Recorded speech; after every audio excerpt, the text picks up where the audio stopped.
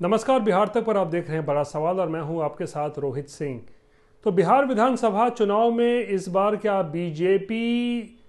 Double एजेंडे के दम पर सत्ता में वापसी की कोशिश कर रही है? और ये डबल एजेंडा दरअसल धर्म और कर्म दोनों से जुड़ा हुआ नजर आ रहा है।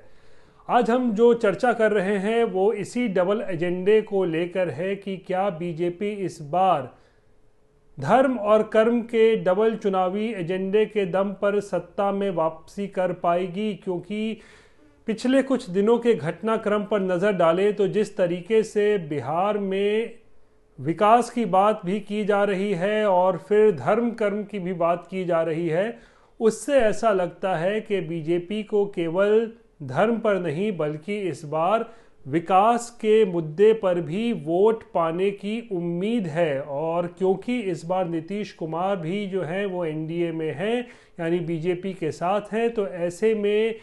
क्या नीतीश कुमार के साथ होने से बीजेपी अब डबल एजेंडा चला रही है बिहार में? एक तरफ जहां सुशासन का चेहरा नीतीश कुमार, विकास का चेहरा नीतीश कुमार हैं, तो वहीं दूसरी तरफ बीजेपी ऐसा लगता है कि धर्म के नाम पर भी जो है वो वोट अपने तरफ करने की कोशिश में जुटी हुई है। दरअसल हम देखें, अगर घटनाक्रम पर नज़र डालें तो बिहार में इस बार जो बजट आया है, बजट में बहुत कुछ ऐसी चीज़ें हैं, यानी कि काम का जिक्र किया गया है कि क्या क्या बिहार में होने जा रहा है। चाहे वो केंद्र सरकार का बजट हो या फिर नीतीश कुमार सरकार का बजट हो, यानी बिहार का बजट हो, सभी में जो है बिहार के लिए कहीं ना कहीं विशेष फोकस जो है वो बिहार पर वो साफ तौर पर देखा जा रहा है। और किस तरीके से मखाना बोर्ड से लेकर एयरपोर्ट्स बनाने का जिक्र किया जा रहा है, किस तरीके से बिहार के बजट में ज़्यादा से ज़्यादा कॉलेजेस खोलने की बात की जा रही है, इंफ्रास्ट्रक्चर डेवलपमेंट की बात की जा रही है। तो इसको देख के ऐसा लगता है कि इस बार चाहे वो नीतीश कुमार हो या बीजेपी हो, एक तरफ तो विकास की बात कर रही है, विकास के नाम पर वोट पाने की कोशिश हो रही है, वहीं दूसरी तरफ बिहार में पहली बार ऐसा हो रहा है कि चुनावी साल में अचानक से धर्म गुरुओं की एंट्री, बाबाओं की एंट्री जो है वो बिहार की सरजमी पर होने लगी है। और जिस तरीके से पिछले दिनों बाबा बागेश्वर हो या फिर आध्यात्मिक गुरु श्री श्री रविशंकर हो या फिर आरएसएस प्रमुख मोहन भागवत का दौरा हुआ है, उससे ऐसा लगता है कि एक बार तो कह सकते हैं कि काम के साथ साथ धर्म का कार्ड भी जो है इस बार बीजेपी चला रही है। और खासकर केंद्रीय गृह मंत्री अमित शाह ने पिछले दिनों गुजरात में मिथिला के लोगों के बीच में जो ऐलान किया कि मिथिलांचल में जल्द ही एक भव्य सीता माता का मंदिर बनेगा, इसकी शुरुआत की जाएगी, तो इसको लेकर भी अब सवाल खड़े हो रहे हैं कि क्या बीजेपी काम के साथ साथ धर्म का कार्ड भी चल रही है। यानी मखाना से लेकर मंदिर तक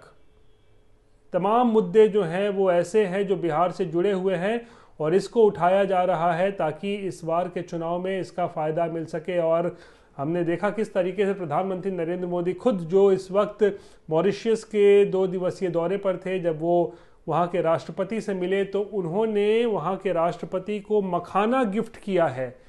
यानी मखाने से लेकर मंदिर तक हर जगह जो है आप कह सकते हैं एक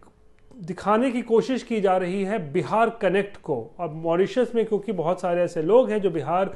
मूल के रहने वाले हैं, बिहारी मूल के हैं, तो इसीलिए वो कनेक्ट जो है वो साफ तौर पर दर्शाने की कोशिश की जा रही है।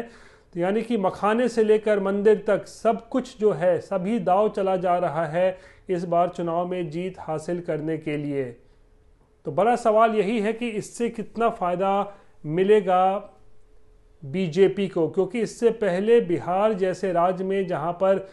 जाति के नाम पर ही वोटिंग होती है और अक्सर यहां पर जो मतदाता है वो जात के नाम पर ही जो है वो वोट गिराते हैं, तो ऐसे में बाबाओं की एंट्री, धर्मगुरुओं की एंट्री से क्या बीजेपी इस कोशिश में लगी हुई है कि जब वोटर वोटिंग बूथ पर जाए, पोलिंग बूथ पर जाए, तो वो किसी जाति में न बटा हो, वो कोई राजपूत या फिर कोई कायस्थ या फिर कोई पिछड़ी जाति का या फिर अति पिछड़ी जाति का, दलित महादलित न बन के जाए, बल्कि हिंदू बनकर वोट करने जाए।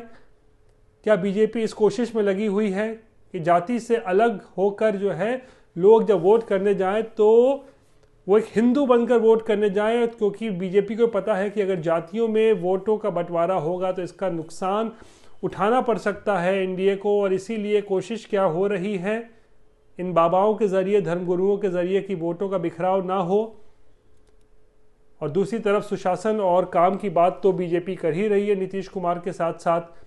कि बिहार में आने वाले दिनों में किस तरीके से इंफ्रास्ट्रक्चर डेवलपमेंट किया जाएगा, बिहार किस तरीके से इस बार केंद्रीय बजट में केंद्र बिंदु में रहा, ये सबको पता है। इसको लेकर बहुत आलोचना भी की गई, क्योंकि बिहार में विधानसभा चुनाव है, इसीलिए इस बार जो मोदी सरकार का बजट था वो बिल्कुल बिहार सेंट्रिक था।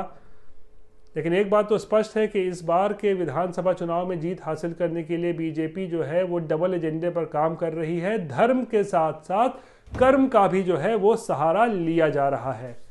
तो बहरहाल ये थी बिहार से जुड़ी हुई आज की बड़ी खबर। बाकी की तमाम खबरों के लिए आप देखते रहिए बिहार तक। मुझे आज के लिए दीजिए इजाज़त। नमस्कार।